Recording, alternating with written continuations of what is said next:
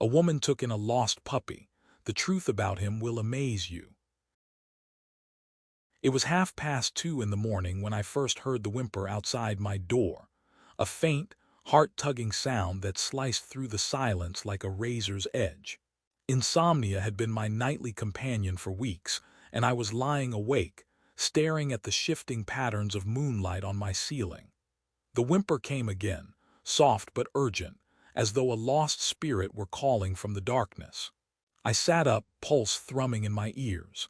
I lived alone on a quiet cul-de-sac at the edge of town. Neighbors were few, and they certainly weren't the type to wander at this hour. My heart sped. Fear mingled with curiosity. I threw back the covers, slipped into the slippers by my bed, and crept down the hallway. The living room was still, every piece of furniture casting tall, ghostly silhouettes across the walls.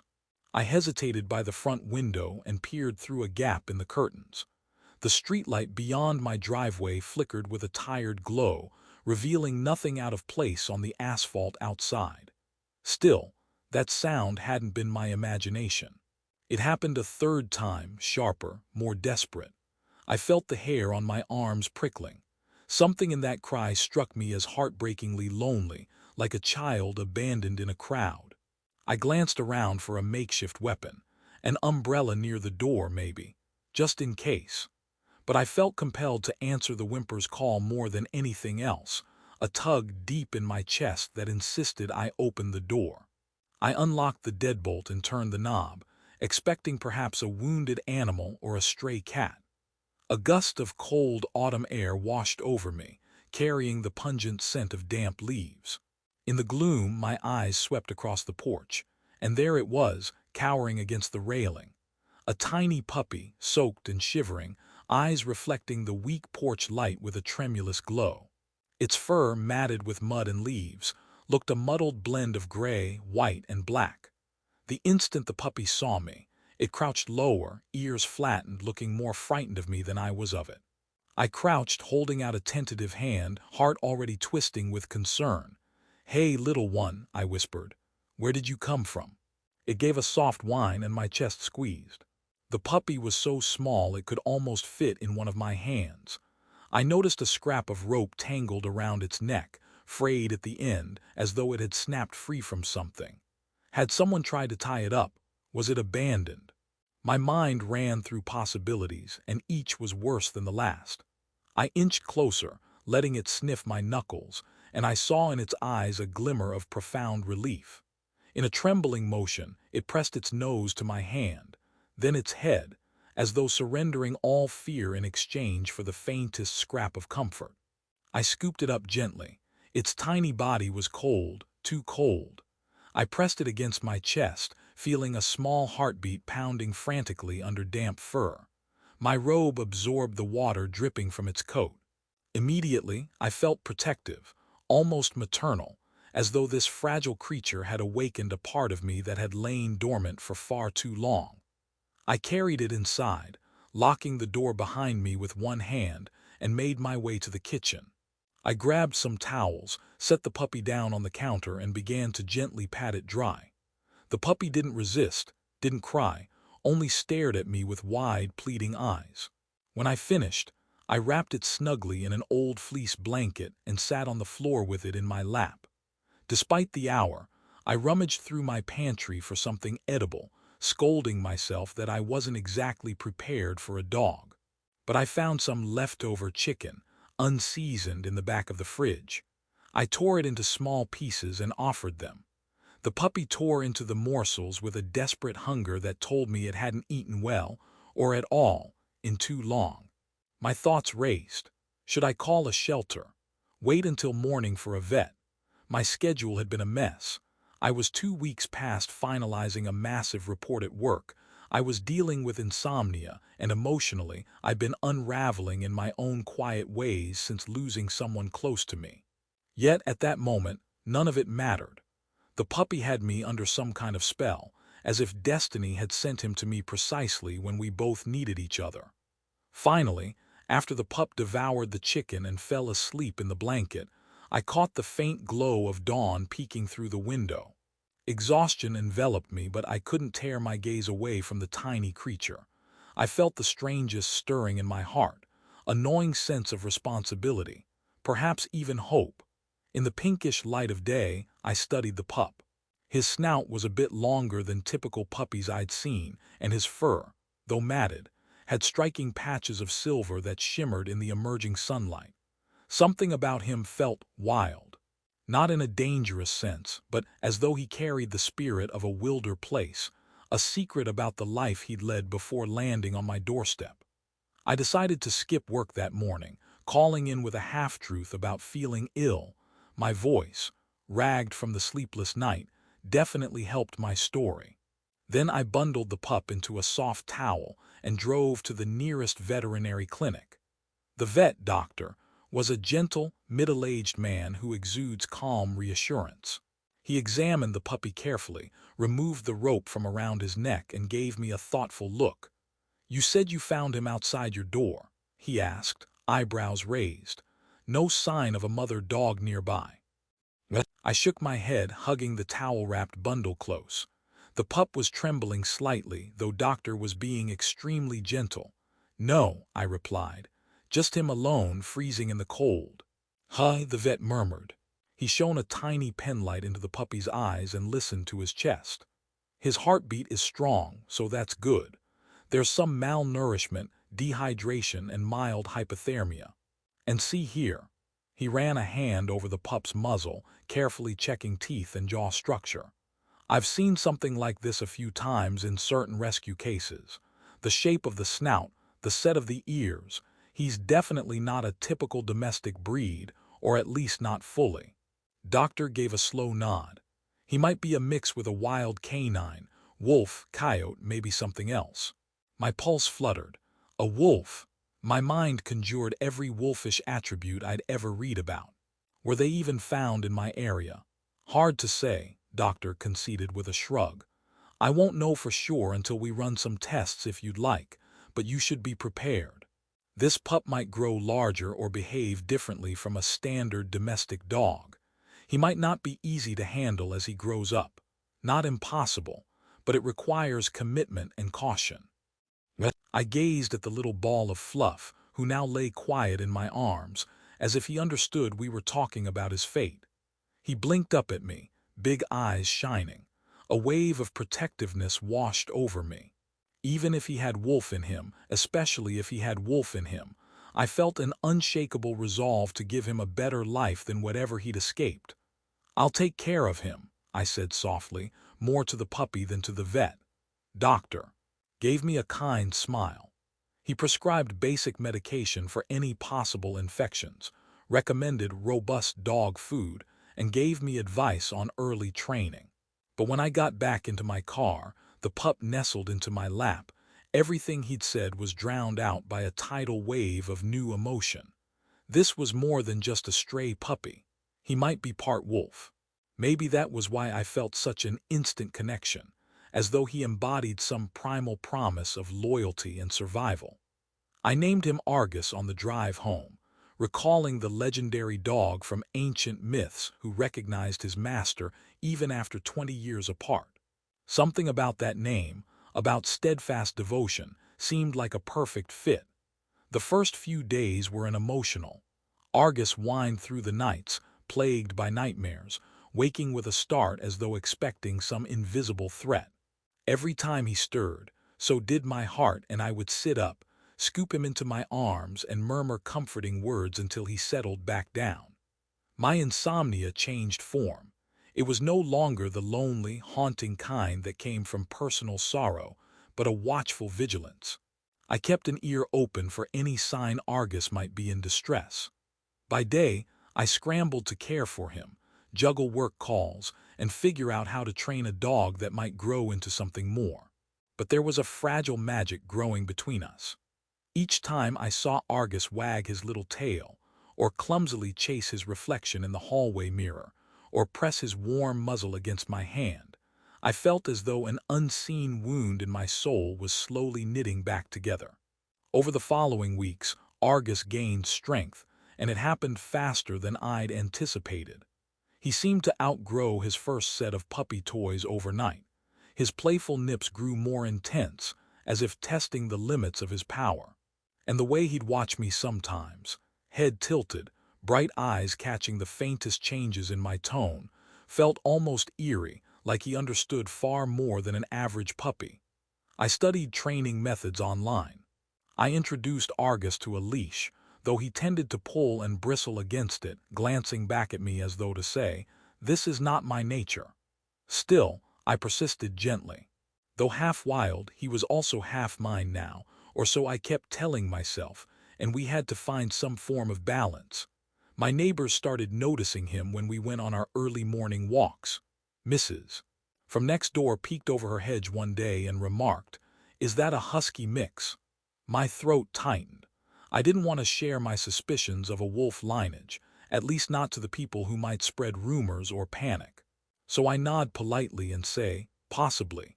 He's a rescue, so I'm not entirely sure." And she'd coo and remark about how pretty his eyes were, an astonishing blend of amber and. Over time, a few of my neighbors whispered concerns among themselves, but never directly to me. I caught wind of it one afternoon when I was checking my mail and overheard snatches of conversation drifting from across the street. "Wild dog, dangerous, shouldn't be allowed." My gut twisted. Argus was the gentlest soul I knew next to me. He was protective, sure, but I'd never seen aggression from him that wasn't playful puppy antics. The prejudice stung, as if they were judging me for giving him a home. Gradually, Argus's presence became a fixture in my life. He slept on a cushioned bed near my couch, though most nights, he'd end up sneaking onto my bed by the wee hours of the morning, nestling close for warmth. My friends found it odd when I turned down social invites, explaining I had dog responsibilities. But they didn't see that each hour spent with Argus strengthened a bond I'd never felt with another living being. It was more than companionship. It was a sense of mutual healing. Argus had come to me battered by neglect, and I was grappling with my own invisible scars. I had lost my father to a sudden heart attack a few months prior, and since then, everything in me had been locked in a state of bitter disbelief. Argus, with his unwavering gaze and silent empathy, was the only thing that cut through the numbness. When I cried late at night, missing my dad's presence, Argus would rest his chin on my knee, ears drooping in concern. It was as if he could sense heartbreak and wanted nothing more than to comfort me. But as the months rolled by, subtle clues about Argus's nature became impossible to ignore. He grew bigger, much bigger, than an average domestic dog of his age. By 8 months old, he towered over the neighborhood dogs. His limbs were powerfully muscled, his muzzle sleek, and his posture regal, almost wolfish. Neighbors started avoiding us on our walks. Some would cross the street entirely when they saw us coming. One crisp autumn evening, I returned from work to find the side panel of my fence scratched up, wooden boards splintered around the edges. My heart sank. I'd left Argus in the yard with plenty of water and toys, but apparently he'd gotten anxious or decided to explore. I called out for him, panic flaring. A frantic search ensued, my mind racing with the worst possibilities. Maybe he was running wild through the streets, or maybe someone had taken him. I sprinted down the block, calling his name, tears stinging my eyes in a mixture of fear and heartbreak. After 20 minutes of frantic searching, I headed back to the house, my nerves frayed. That's when I saw him, a streak of bounding across my neighbor's lawn. Relief slammed into me as he came loping to my side, tail wagging, ears pricked. He looked excited, not at all ashamed of his escape. When he reached me, he leaned up to plant a wet lick on my cheek. I scolded him with tears in my eyes, hugging him as I shook from the aftershock of fear. He had no idea how worried I'd been, or maybe he did. Looking into his amber gaze, I saw something like remorse. But beyond that, I saw the call of something primal. He was telling me that being fenced in wasn't in his nature. I struggled to reconcile Argus's inherent wildness with the life I provided him. I tried to run with him in the mornings, letting him burn off energy. I gave him puzzle toys to keep his mind engaged. The vet recommended a professional trainer experienced with wolf-dog hybrids, someone who understood the complexities of raising an animal who straddled the line between domestication and the call of the wild. I enrolled us in specialized sessions. The trainer was a patient woman in her 60s who had worked with countless dogs deemed hopeless. She had a calm aura that even Argus respected. She taught me how to communicate with him through body language rather than just words. She warned me that raising him would be a lifelong journey, a constant negotiation between Argus's instincts and the environment I wanted to share with him. Argus took to the training, but he always carried a certain aloofness. He was fiercely loyal to me, no doubt about that, but when other people tried to approach, he'd maintain a careful distance. It wasn't aggression.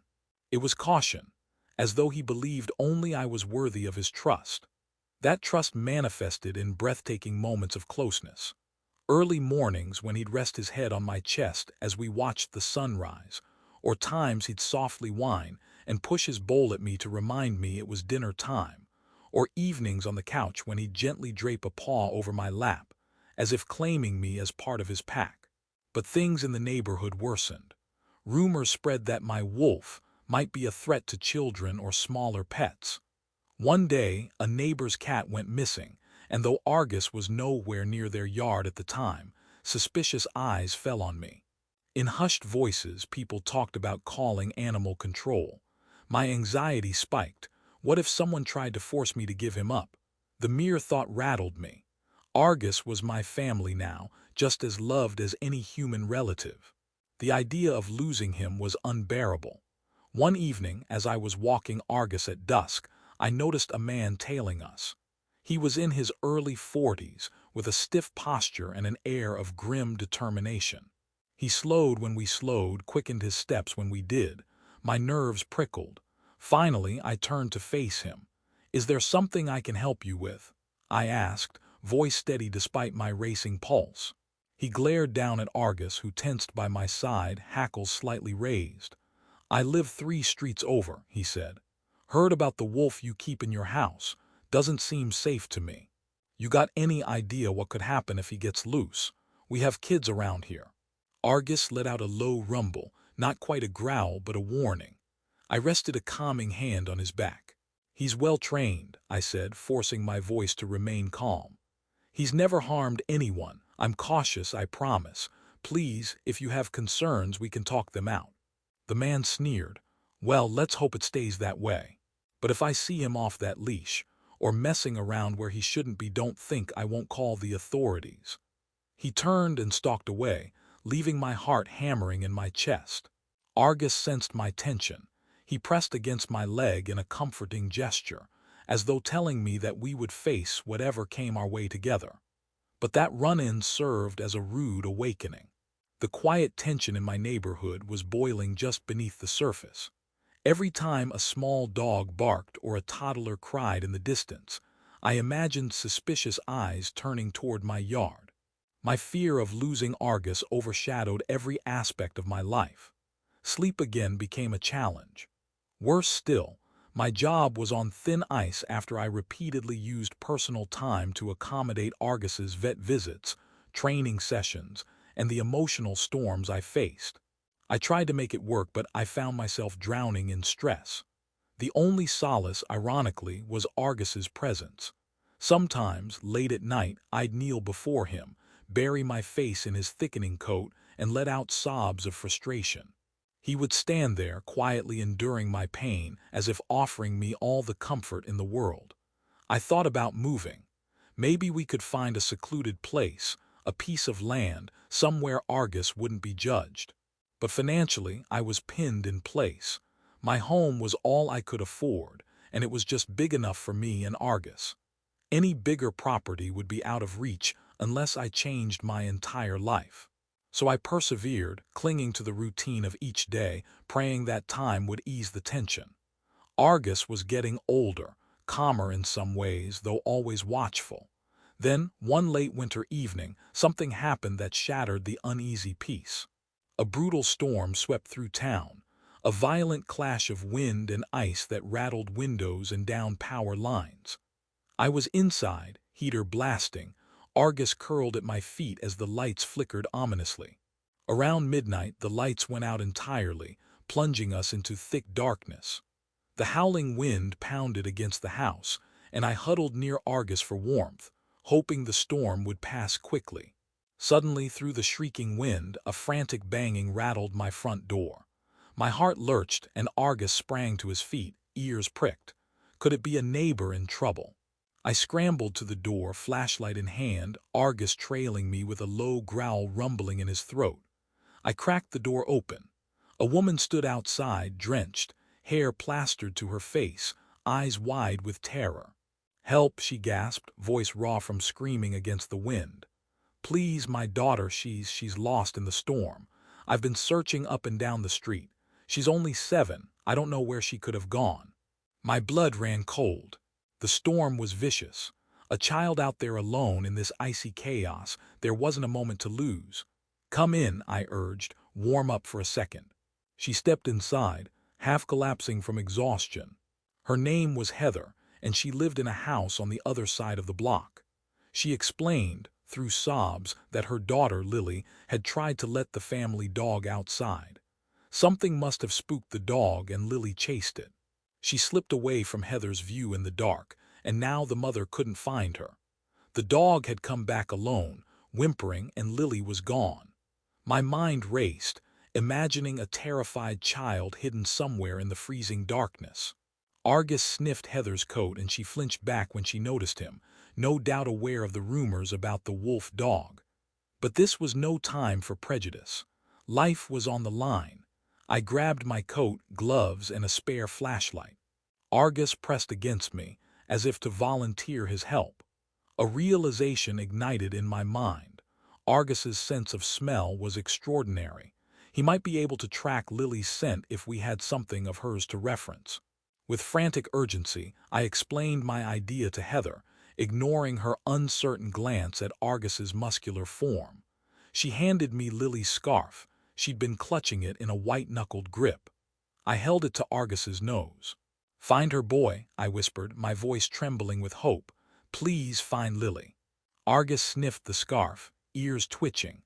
I threw open the door, and we plunged into the storm. The cold slapped my face like a physical blow. Snow whipped through the air, swirling in ghostly eddies, piling high against fences and cars. The wind roared, threatening to rip the scarf from my hand. Through the howling darkness, Argus lowered his muzzle to the ground, sniffing with urgent concentration. I held the flashlight ahead, though its beam was nearly useless in the thick snow.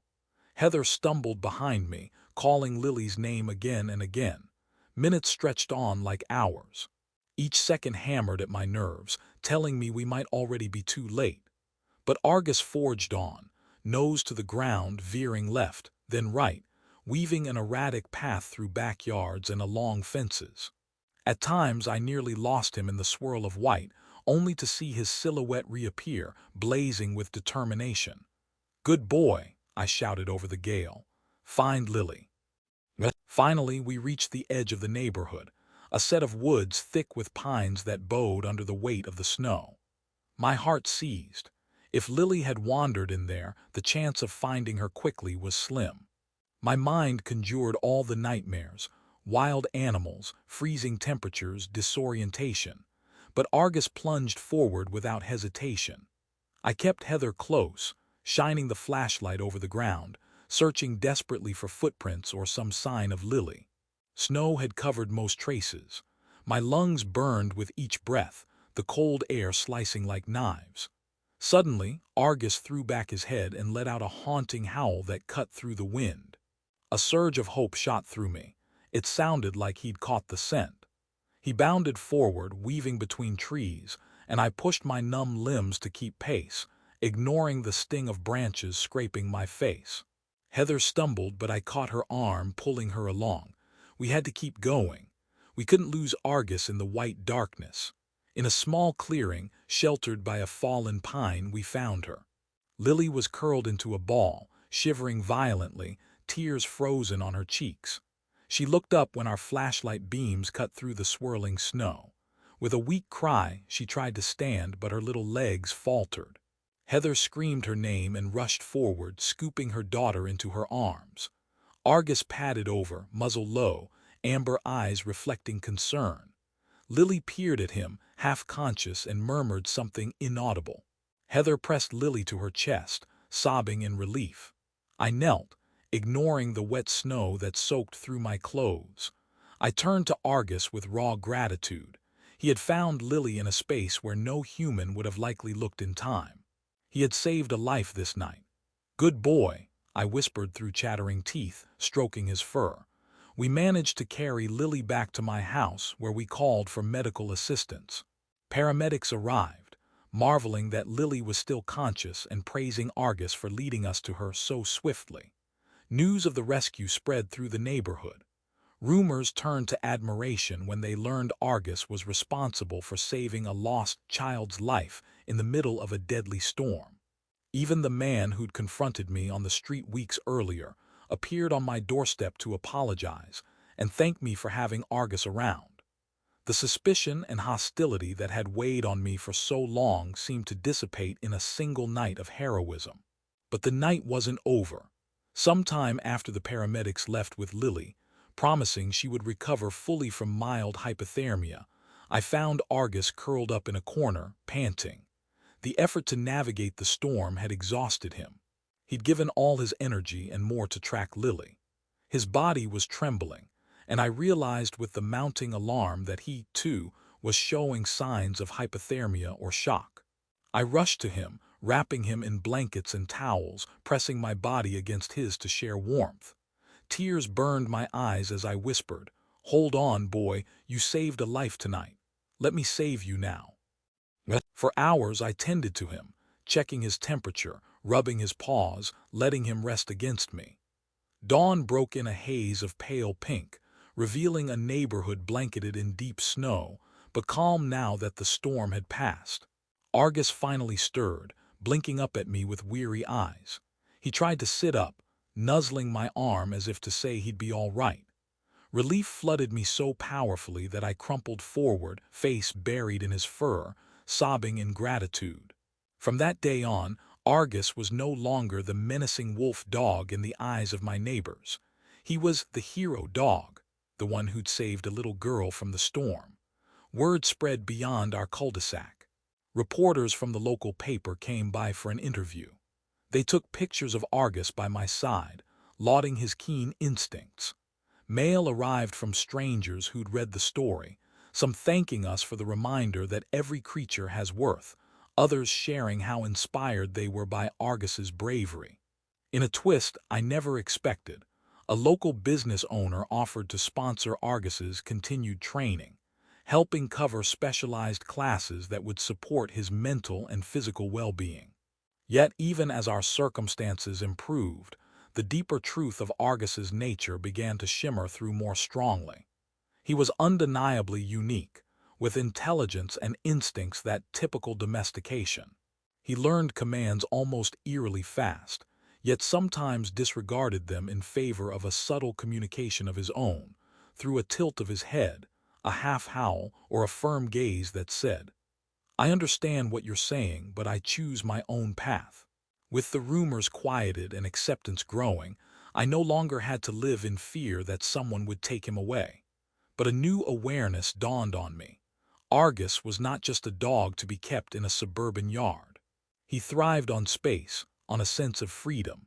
If I truly loved him, if I truly wanted to honor his spirit, I would have to face a painful choice.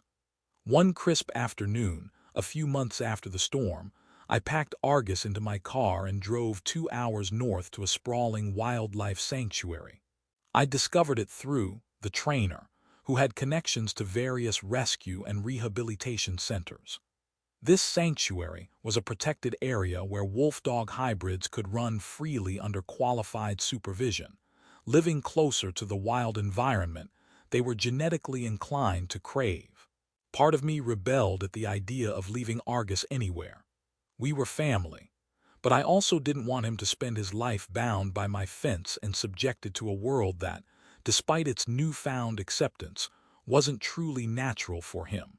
The sanctuary was breathtaking, acres of forest, streams, and fields, all enclosed by secure fencing that was nearly invisible in the distance. We stepped onto a path flanked by tall pines, the air rich with the scent of moss and damp earth. Argus trotted beside me, ears pricked forward, every sense alert to this new realm. A caretaker named greeted us, leading us deeper into the sanctuary. My heart ached with doubt. Was I doing the right thing? Argus, my loyal companion, my guardian against loneliness. Could I let him go? But as we continued along the trail, passing through areas where other wolf dogs roamed in small packs, I saw the way Argus lifted his muzzle to the breeze. I saw a glimmer of excitement in his eyes, an awakening of the wild spirit within him. He looked at me, tail swishing in an almost questioning manner, as if to say, "Is this for me?" We sat at a small clearing with a water trough and logs arranged in a circle. Explained how the sanctuary integrated each new arrival slowly, allowing them to meet potential pack members. She assured me I could visit Argus, that this was not some prison but a home tailored to his nature. My tears flowed freely. I'd never known it was possible to feel so proud and so broken at the same time. Argus could sense my distress. He pressed against my side, nuzzling my hand with his muzzle. I wrapped my arms around his neck, burying my face in his thick fur, breathing in his familiar, comforting scent. "You've saved me in more ways than one," I whispered, voice cracking. "And you saved Lily. You're meant for big things, Argus. I can't hold you back just because I love you. You deserve to be who you are." He stared at me with those wise amber eyes, silent, regal, and so heartbreakingly gentle. I felt as though he understood every word, stood quietly to the side, giving us space, patient and compassionate.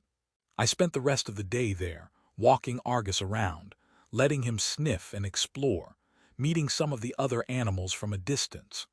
There was an unspoken electricity in the air each time Argus caught sight of the other wolf dogs, a pull that resonated in the very marrow of his bones. By late afternoon, it was time for me to go. My legs felt like lead as I headed back to the gate. I turned back one last time to see Argus standing with. He watched me with a calmness that shattered my heart. In that look I sensed goodbye, but also a promise. It wasn't the end. I forced a smile, tears hot on my cheeks. "I love you," I mouthed. For days afterward I stumbled through my life in a haze of loss. The house felt empty. My routine was destroyed.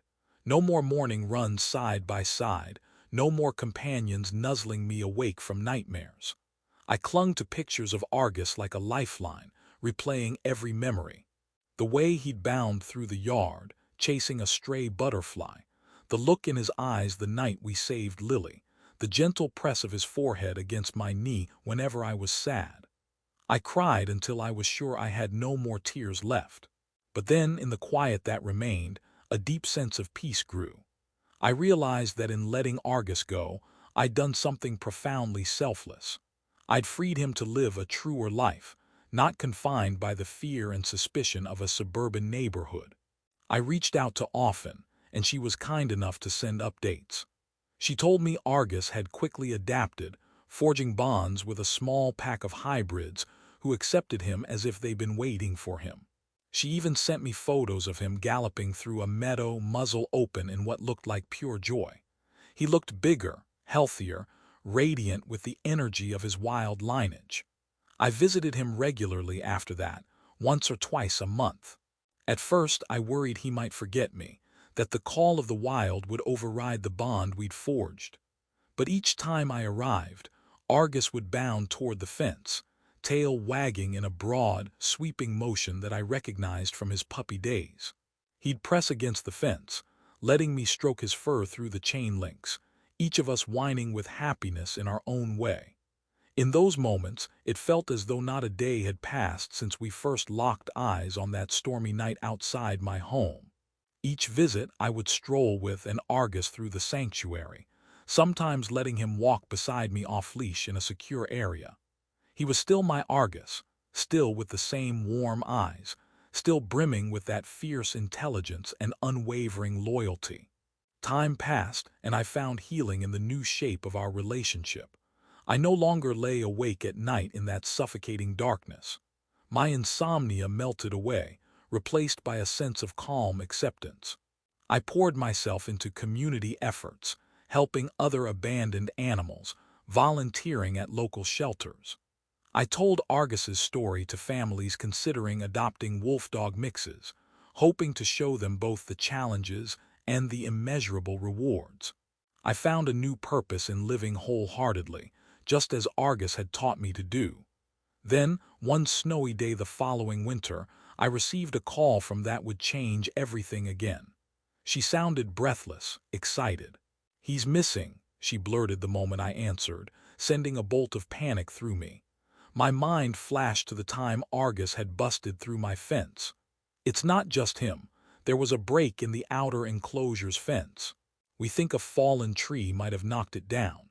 3 of the hybrids got out, including Argus. My mouth went dry. It had been over a year since Argus moved to the sanctuary. The idea of him roaming the wilderness warred with a strange sense of inevitability. Could Argus survive on his own now? Possibly.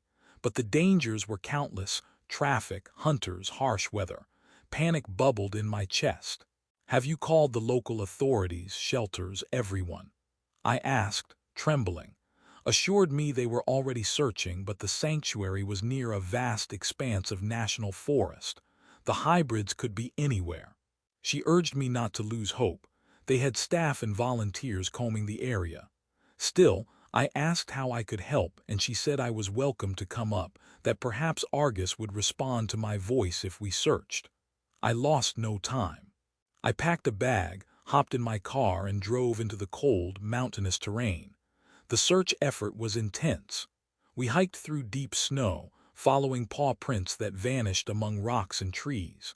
We set up feeding stations in strategic spots, hoping the hybrids would be drawn back to familiar food sources. Days turned into a week. My heart felt raw, desperate. Memories of Argus's unwavering loyalty flashed through my mind, fueling me to keep going. Every night, I would fall asleep in the small cabin the sanctuary provided for volunteers, dreading the possibility that Argus might be lost forever, or worse. Then, after 9 excruciating days, a miracle happened. At dawn, I ventured out alone along the southern edge of the forest, calling Argus's name softly. The air was so cold it burned in my lungs. My boots crunched over the frozen snow. The sky was painted in soft pink and gold as the sun crept over the horizon. I reached a clearing near a half-frozen stream and paused to catch my breath. A hush blanketed the world.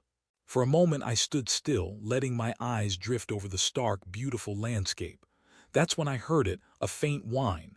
My heart leaped. I spun around. Could I have imagined it? I called out again, voice quivering.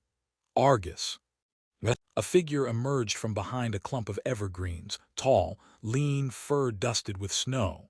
My breath caught. Even at a distance I recognized those regal ears, that graceful posture. It was Argus, standing quietly watching me. My eyes brimmed with tears.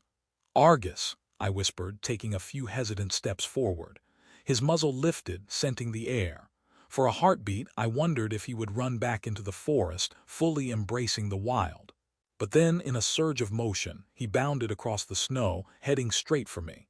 I dropped to my knees, arms wide. He crashed into me, knocking me back, burying his muzzle against my chest as he whimpered softly. My tears spilled over, hot against the cold air. I wrapped my arms around him, heart pounding with relief. He was thinner, fur slightly matted, and I guessed he'd been out here with minimal food for days. Yet he was safe, strong, and so unmistakably happy to be back with me. For long minutes I held him, stroking his fur, whispering every bit of gratitude that poured from my soul. Eventually he stepped back, ears perked, glancing over his shoulder. That's when I noticed 2 other figures lurking at the edge of the trees, both wolf-dog hybrids who had also escaped. They watched from a distance, their eyes reflecting a cautious curiosity.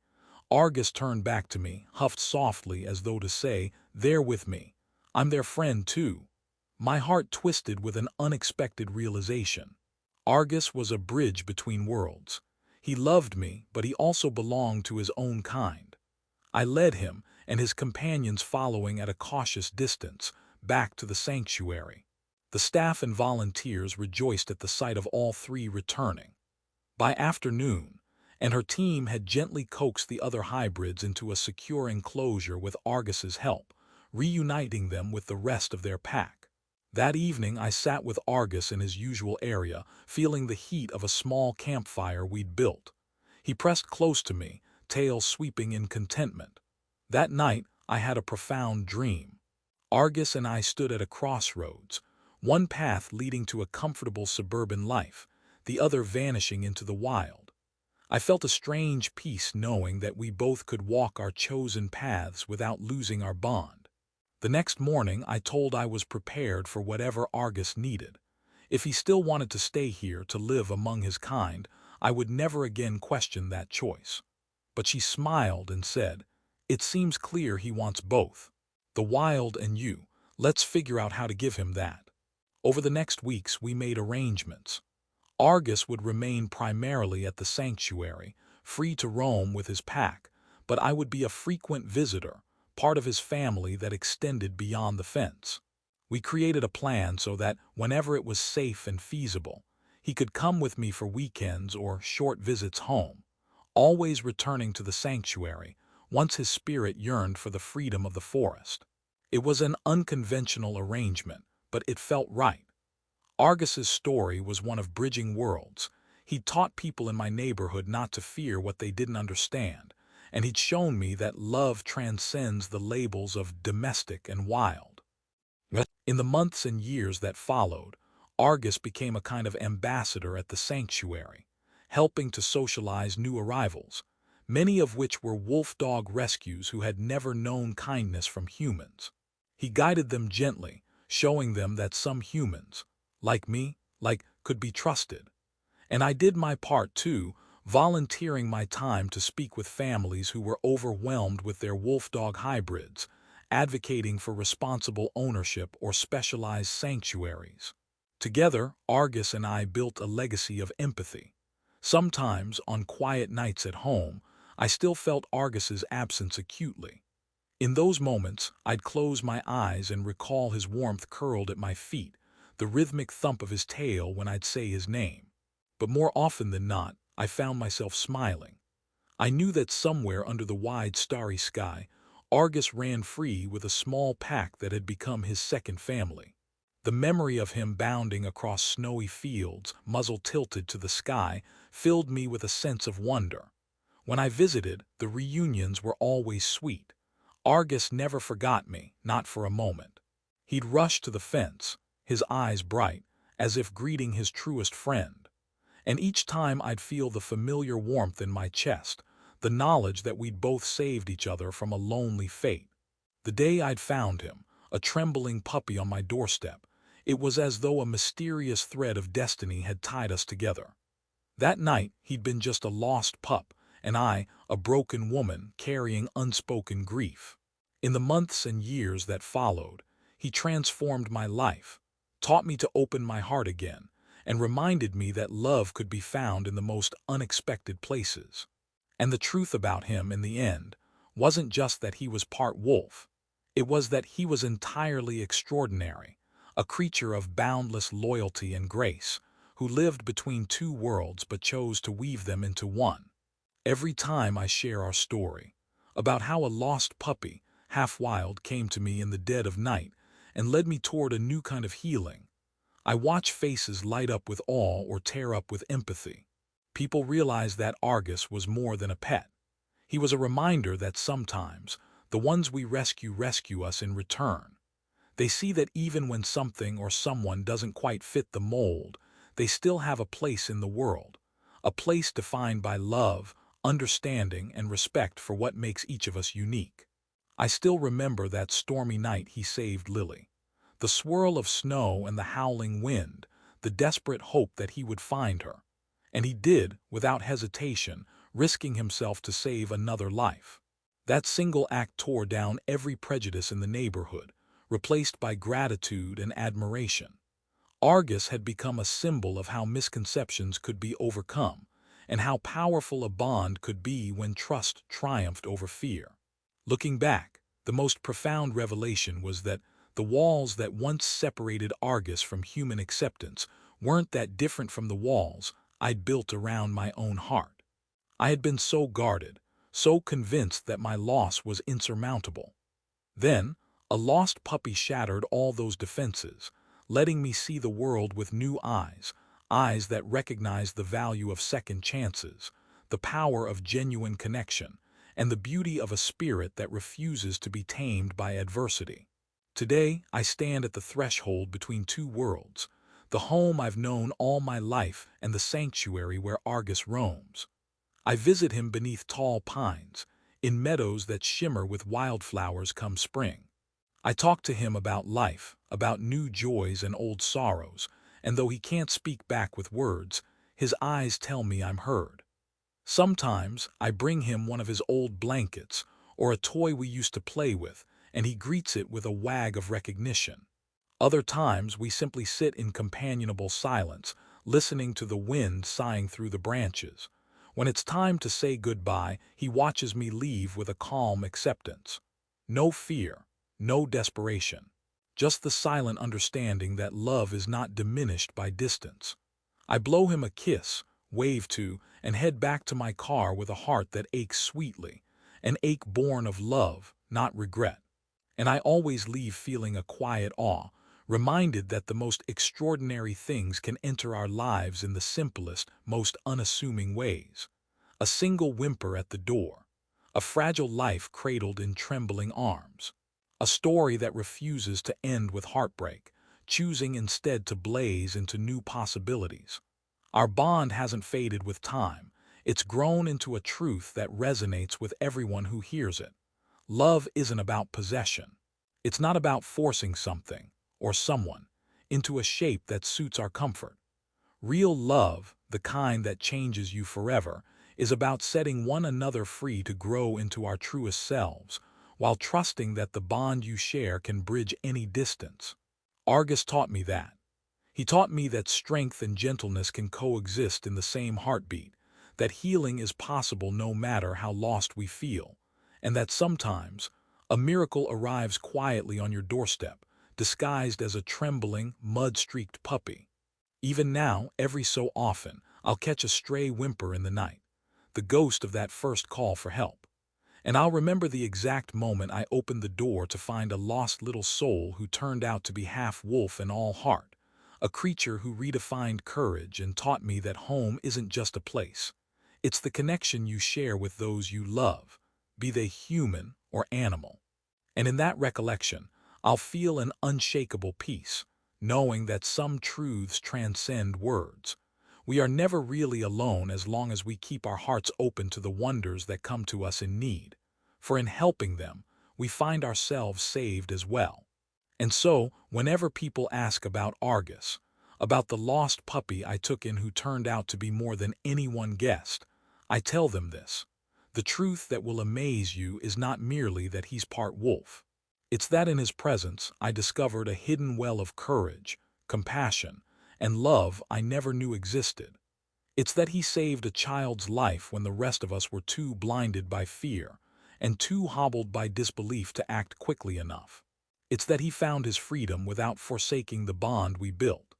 And it's that, in the quiet moments when the world seems too harsh to bear, I think of Argus standing in a snowy meadow under the starlit sky, wild and free, and my heart swells with a gratitude so fierce it feels like grace. Yes, he was a lost puppy once, but in truth I was lost too. We met in the darkness, found each other in a midnight whimper, and in that singular instant reshaped both our destinies. I took him in, gave him shelter, but he gave me far more. The courage to face loss and move forward, the knowledge that even broken hearts can mend, and the unbreakable certainty that love, even between species, between worlds, can and will transcend every barrier we erect. That, I tell people, is the truth about the puppy I found in the night. And if you have the faith to let your heart open wide, to see beyond your fears, You might find your own Argus waiting at your door one day, ready to lead you toward a horizon you never dared to dream of.